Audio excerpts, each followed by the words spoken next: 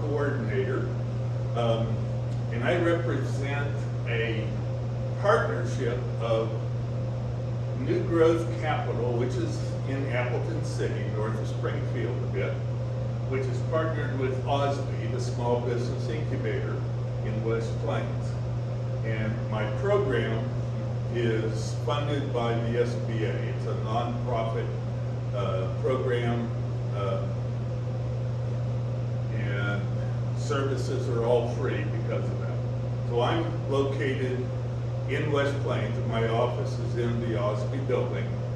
And go ahead and click to the next one.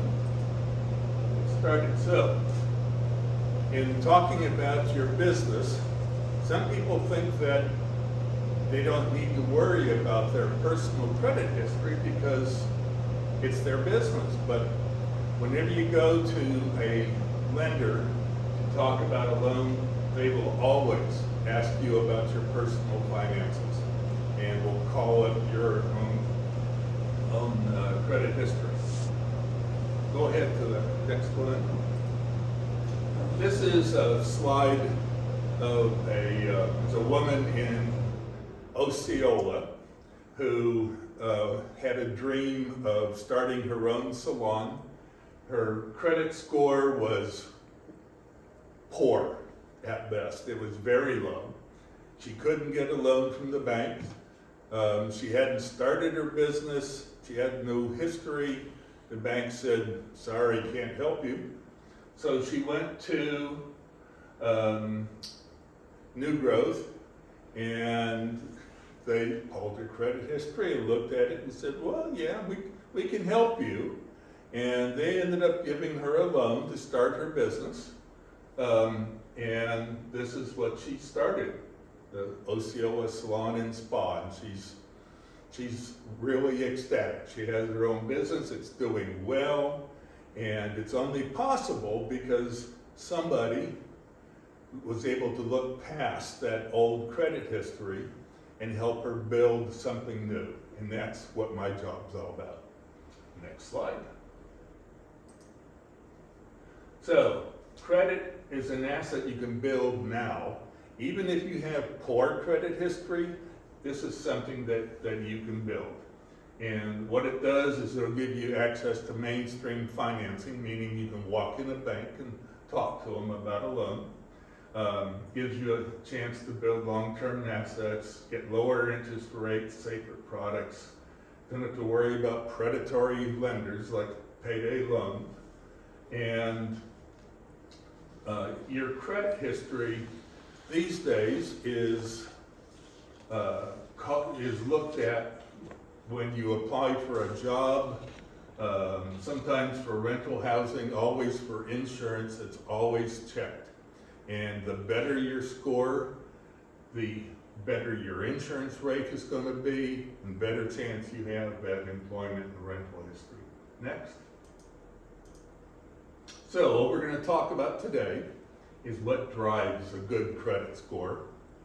And then we're going to talk about how credit building works, which is the process of building up your new credit, not focusing on old.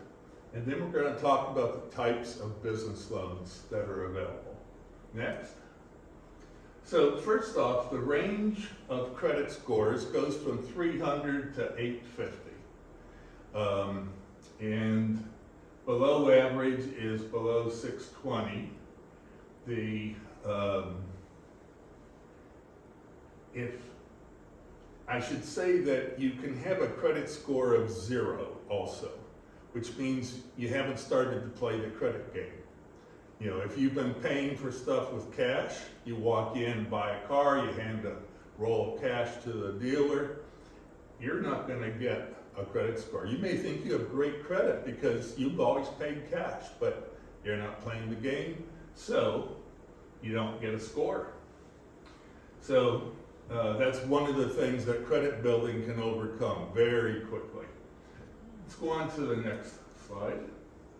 So again, this is about good credit being an asset. It will save approximately $250,000 over your lifetime if you've got good credit. in terms of lower interest rates, lower insurance premiums, just all the different things. Let's go ahead to the next slide. Oh, okay, this is a example of a $10,000 auto loan. An excellent score used to get 5%. Now with the prime being at 8, it's going to be higher, but it's the same idea. You can see the difference between your monthly payments on excellent score versus a low score. And you know, it's $100+. And if you look at the total interest paid, a low score is going to almost equal the cost of the vehicle itself, $7,600. All right, let's go on to the next slide. Predatory lenders really are a problem. I've gone around and talked to bankruptcy attorneys in this area, and without exception, they say that at least half of their bankruptcies are due to people getting caught in the web of payday loan advance. You get started with, you know, a 20 or 30% interest and fees, and it eventually turns into 300%. It's just horrible. We used to call those loan sharks, and they were illegal. Now it's legal, and they're everywhere. Let's go on to the next one.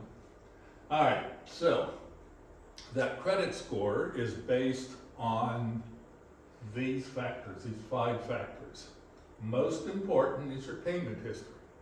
Have you made your payments on time? Without exception, then 35%, you're going to max that part out. If you've been a month late on occasion, you're probably going to be down in around 27, 28%. If it's consistently late, it's going to be even lower. Now here's a trick, is actually a tip, is that if you can't make a loan payment, the best thing to do is to call that lender and say, I've got whatever problem it is. Somebody just died in the family, I've lost my job, whatever.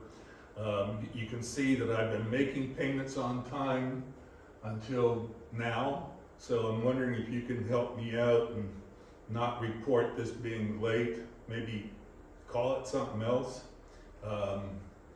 and waive any overdue fees. I'll get back on track in a month, that sort of thing. And so few people do that. One of the people I was talking to, he called Discover, and they were so amazed that he had called and reported this, that they waived all of his late fees, all of his penalties, and it was a couple $100 worth. And they said, you just start making payments next month and you'll be in good shape. So that really makes a difference. Okay, amount owed. This is, all right, there's both installment loans, like a car loan where you have the same amount each month. And then there's the credit card, which is called revolving credit. So on revolving credit, you'll have a limit on your cards, and you don't want to exceed 30% of that limit. If you can keep your balance below 30%, you'll max this part out. And it's a total. So if you have like 3 cards, one's got a 3,000 limit, one's got a 5, one's got a 2,000, which would add up to 10,000. So you want to keep it to under 3,000 total for those 3 cards. Then this will help you. But if you end up maxing out all your cards, that'll be a problem here. The length of credit history is the next one. This is your oldest credit card. It may be a card that you don't use anymore, thank you. It may be a card you don't use anymore. Don't call and tell them to cancel it, because old cards that are still active will give you 15 percentage points, 15% on your score. So it's unusual for someone to have a card more than 6 or 7 years old. If you've got a card that's older than that, you definitely want to hang on to it. New credit is both a plus and a minus. Having too many new credit inquiries can ding you 10%. But having one new credit card or one new installment loan, and you're making payments on it on time, can be a plus. And it's showing that somebody thought enough of you that they gave you credit. It's just a plus side. And then types of credit is 10%. So I mentioned that an auto loan is an installment payment and credit cards are revolving. You want to have both types active. If you have both, it just shows a breadth of credit coverage. Okay, let's go on to the next slide. So, in working on your credit history, first thing to do is to check your credit report at least once a year. And to do that, you go to annualcreditreport.com, where it's free. Matter of fact, if they ask for your credit card, you're in the wrong place. It's not freecreditreport.com, it's annualcreditreport.com. And there'll be scores and reports. The reports will show probably the last 3 addresses you've been living at.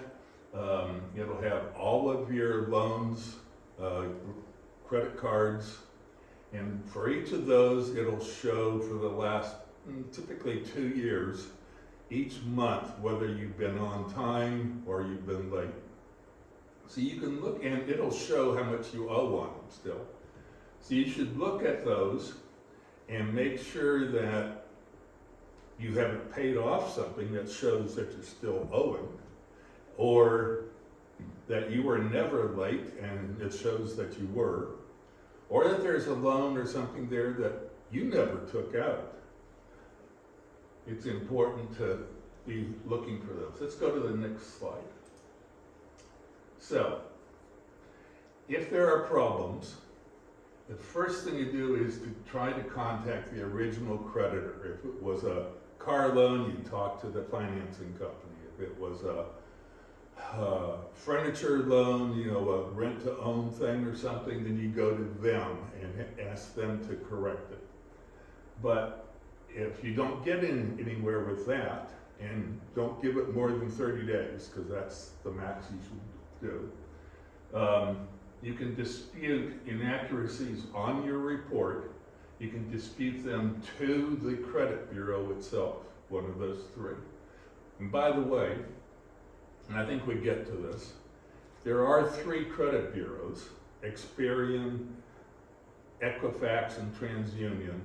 They each have their own method of calculating the credit score, and not each of them will get all of the reports on you. So sometimes you look at a credit report and you go, wow, they don't have this loan or that loan, or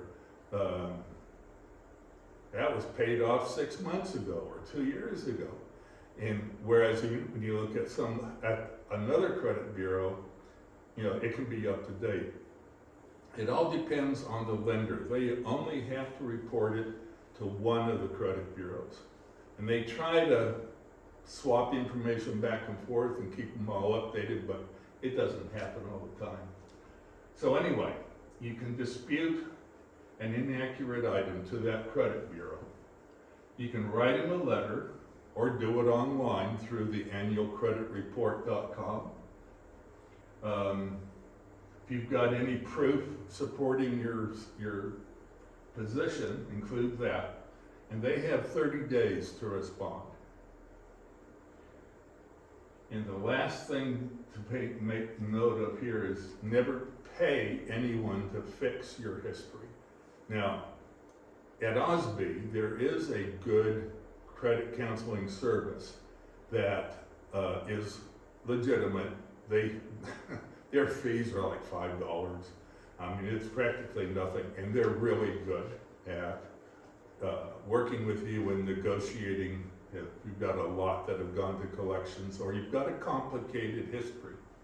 So I had someone just this last week that came to me, and when I looked at their credit history, it was pretty clear.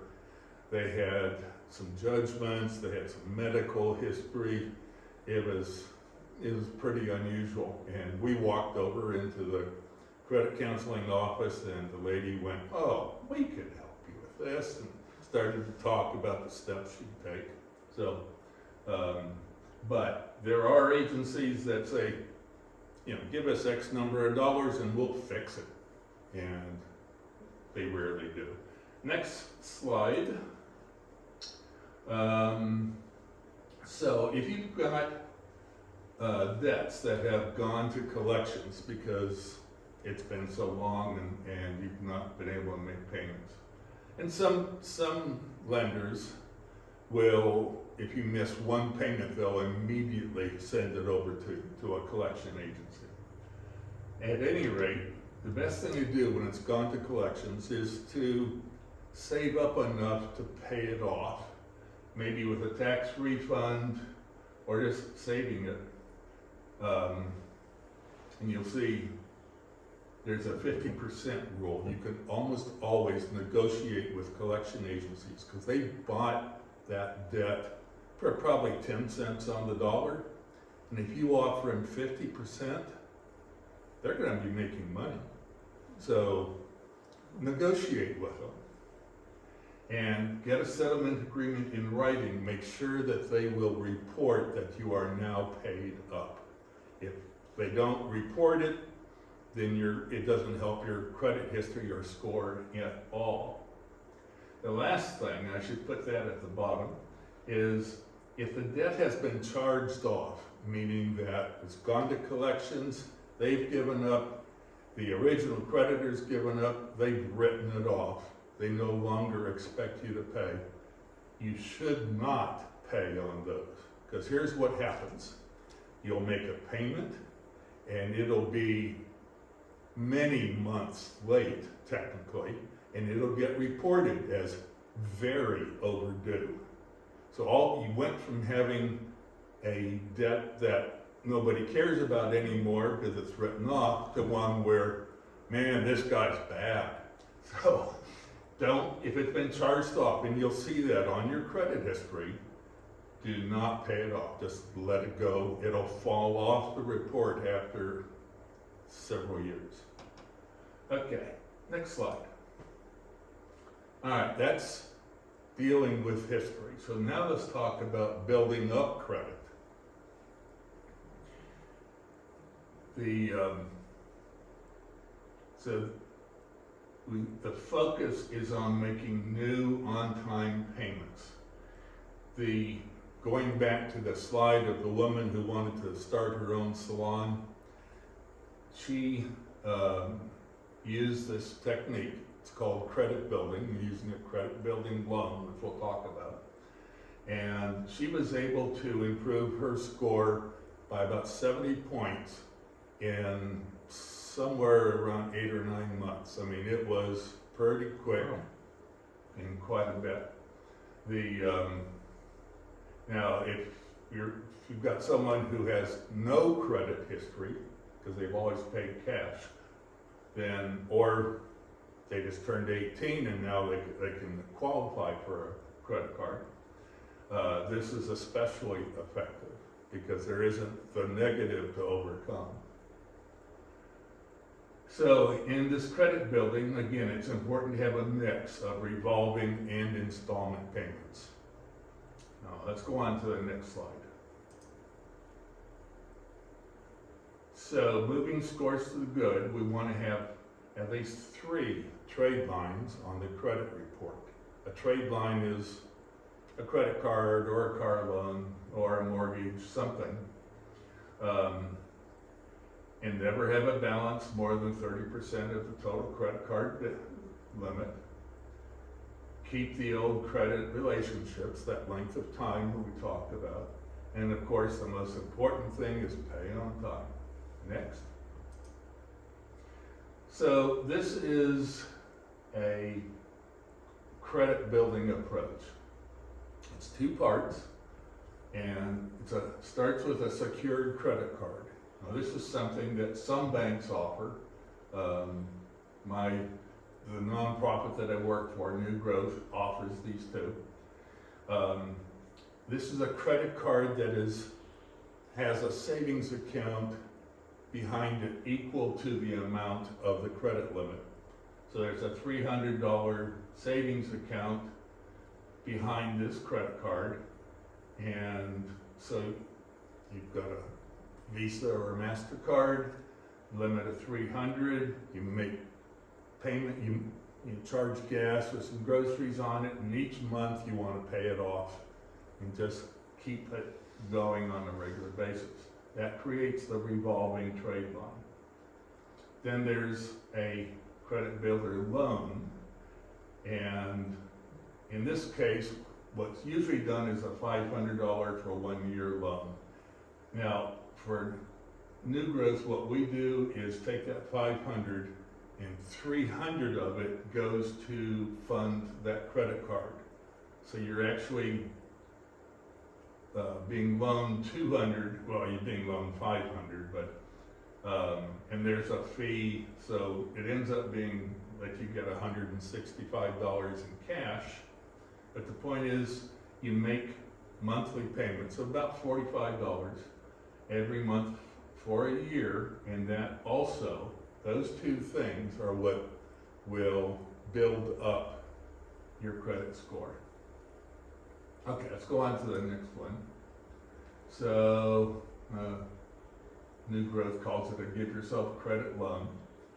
So for those with no credit score or little activity, it can really move scores quite a bit. But even those with poor credit, it can move the scores up 40, 50 points in the same amount of time.